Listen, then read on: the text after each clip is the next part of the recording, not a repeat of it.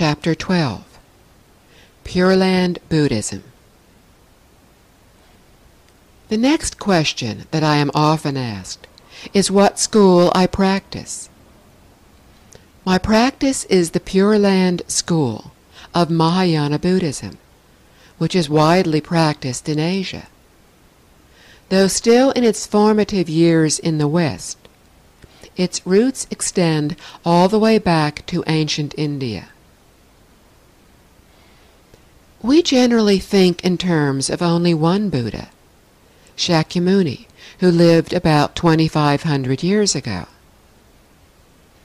But since any sentient being can awaken, and innumerable numbers have, there are innumerable Buddhas. Shakyamuni Buddha, after his enlightenment, explained that he saw not only his past lifetimes, but also how the future would unfold. Shakyamuni saw people in our time having more afflictions, worries, and wandering thoughts. Our deep-seated bad habits, having become even more entrenched over thousands of lifetimes, make liberating ourselves solely by our own efforts almost impossible. He knew that to end one's problems and attain lasting happiness, many people would need the help of another Buddha, Amitabha, the Buddha of infinite light and infinite life. Almost all of the teachings by Shakyamuni were the result of his being asked a question. In a departure from the norm, and when the time was right, Shakyamuni initiated the teaching that introduced Amitabha and his Pure Land. This spontaneous teaching by Shakyamuni is one of the reasons this teaching is so special. In this teaching, Shakyamuni recounted how the Bodhisattva Dharmakara, after witnessing the suffering of sentient beings, spent 5 eons studying all the Buddha lands. Dharmakara then made 48 vows, the fulfillment of which would create the Western Pure Land of ultimate bliss. He declared that he would not attain Buddhahood unless his vows for a perfect Pure Land, where all beings would advance along the Buddhist path and never again fall back into samsara, were accomplished. Once his vows were accomplished, Dharmakara Bodhisattva became Amitabha Buddha. He is now speaking the Dharma in his Pure Land and helping all who are truly sincere in their personal vows to be reborn there.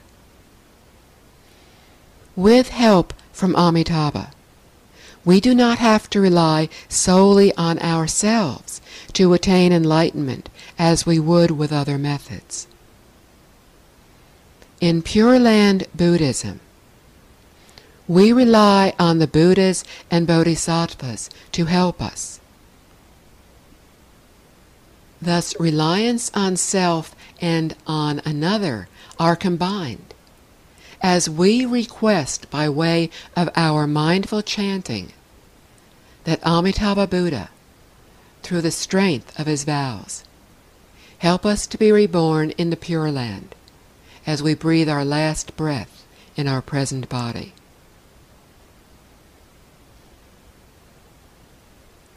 We will be able to continue our practice in the Pure Land, or when we choose to, return to this and other worlds to help others. We do so without being affected by unfavorable environments or our former bad habits. If we wish, We will be able to do this even before we attain supreme enlightenment.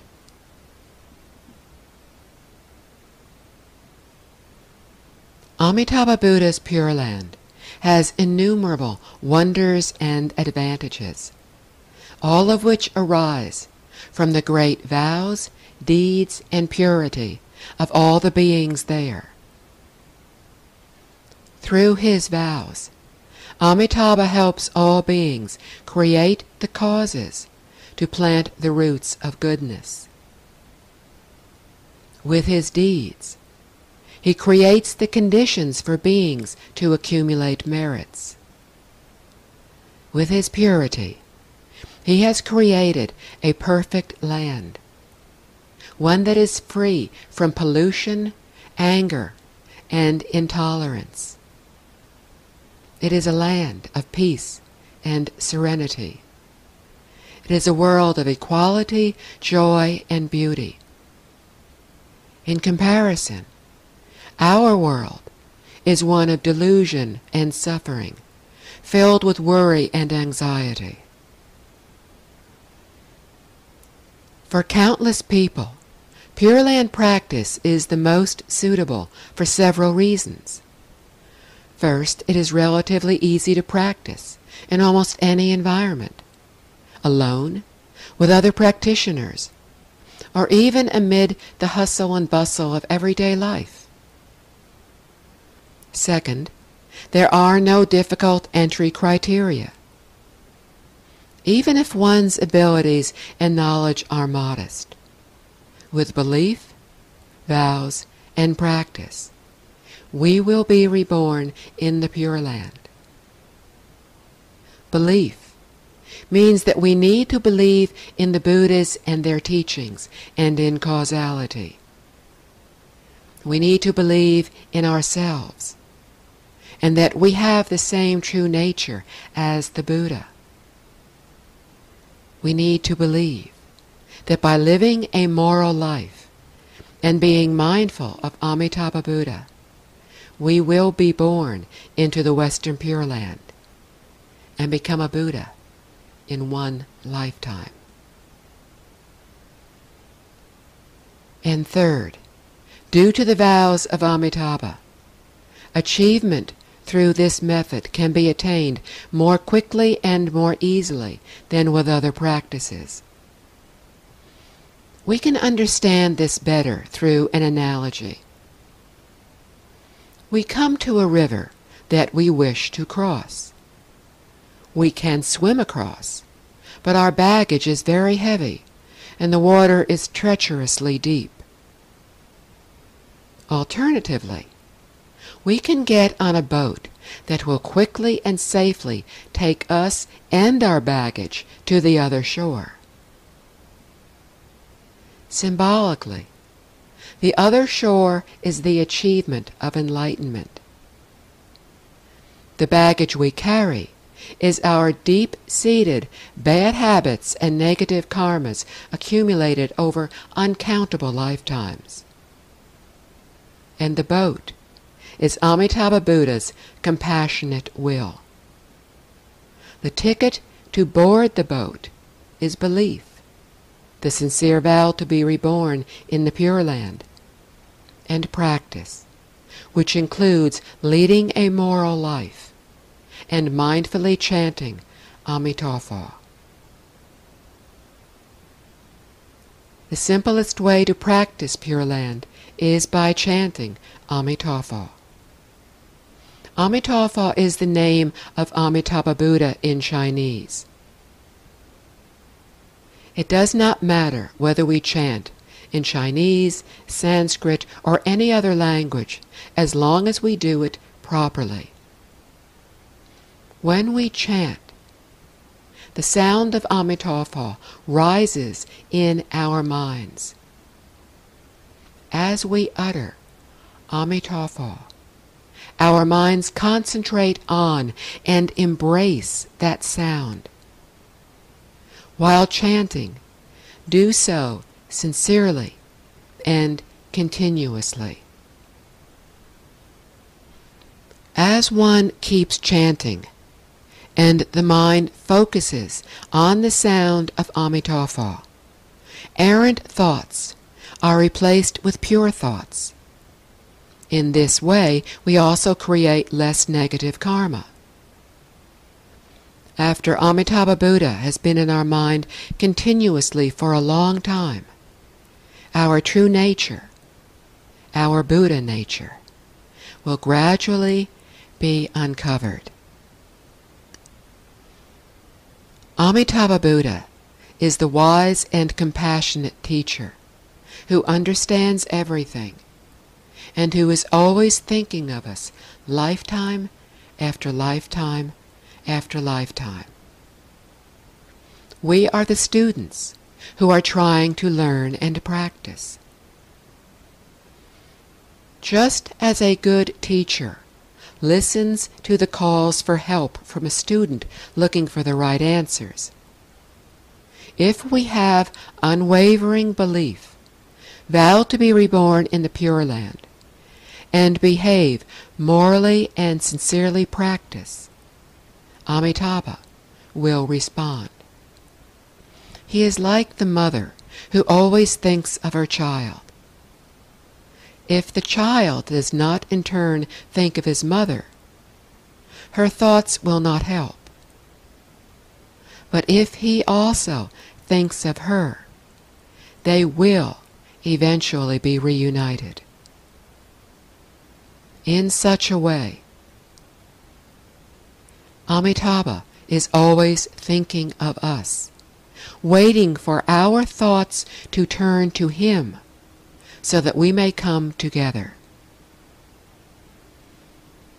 When we chant to the point of single-mindedness with the sole thought of Amitabha, we successfully form a connection with him. In fact, we become one with him. In that instant, we are in the Pure Land, far to the west, and deep within us. As we breathe our last breath in this world, if we can form this connection, this oneness with Amitabha, we will attain our next rebirth in the Western Pure Land and leave suffering behind. And once there, we will have all the time we need to continue our practice and learning. For we will be in the company of Amitabha Buddha and all the Bodhisattvas. They will help us learn all the ways to wisely and compassionately help other beings. This is why I have chosen the Pure Land path. For me, it is the most suitable. It feels absolutely right. The old monk in the story at the beginning of this book summarized the teaching of the Buddha as avoid all that is evil, embrace all that is good, and purify one's mind. How can we do this? Find a new way. Awaken to a new approach. At every moment of our lives, we have a choice. Everything we do will impact others. Eventually, everything will come back to us. We can continue to act based on our erratic thoughts and be pulled frantically one way and then another. Or we can calm our mind and broaden our heart with compassion, discipline, concentration, and wisdom. We can discover the innate goodness that is already within each of us. We can avoid all that is evil, embrace all that is good, and purify our mind. We can awaken to the Buddha within.